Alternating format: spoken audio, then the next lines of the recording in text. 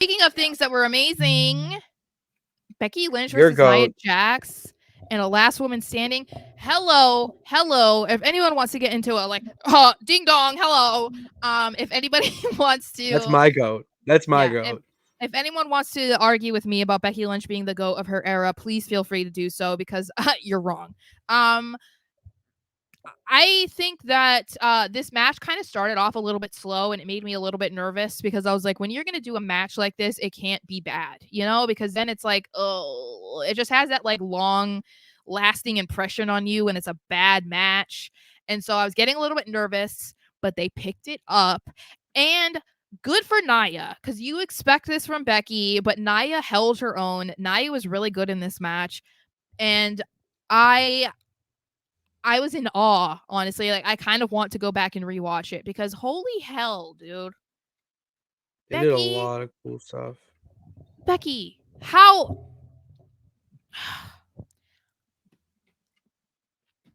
This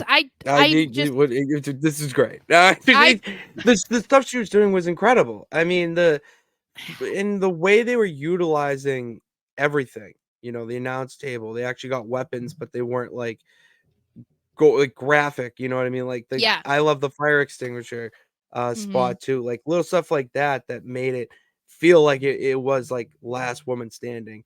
In the end, the finish, like Incredible. incredible. Like Like a absolutely insane. famouser off the top of the ladder, please. Or the big leg drop, whatever you want to call it. It's kind of like a Yeah, famouser. tomato potato. Um, but then also the manhandle slam from the ring apron to the table, girl. I know she probably got some help. Okay, I get it. I know that Becky can't pick up Nia. Okay, I don't care. This is wrestling. You're not No, supposed but to no, care. Okay, you but don't get it.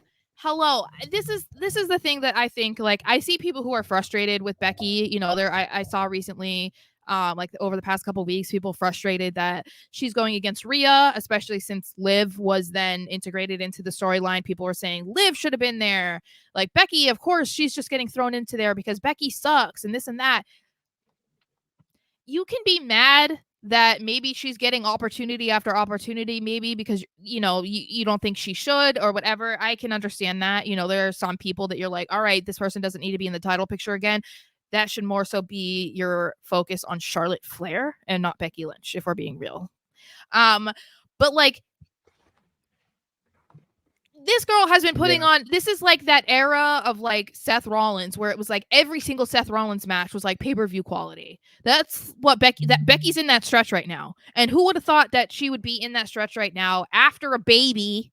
You know what I mean? And after After like, a best-selling book yes, in the White House, and a killer match with Trish Stratus in a cage, and a phenomenal match against Tiffany Stratton in NXT. Like, she is putting Lyra on killer Valkyria, that matches. match too. It Yeah, was it's like, just, guys, if you're not, I don't know, Becky is a queen.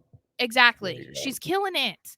And I think that it's different when people are saying like, oh, it's frustrating because Becky's this and Becky's that. People don't realize how hard Becky had to fight to get into this position, instead of like Charlotte Flair was just like given that position because of who she was, or like Sasha Banks for the most part was also just like handed the keys and was like, we love you, you're going to be pushed to the top. We on here constantly talk about how Becky and Bayley had to work extra hard to be recognized in that same regard. And why do you think, when we're talking about Mercedes Moné, that she's off at AEW and everyone's saying she's making Becky Lynch money? yeah. Like, hello, that tells you everything. So Becky's a GOAT. That's all I have to say.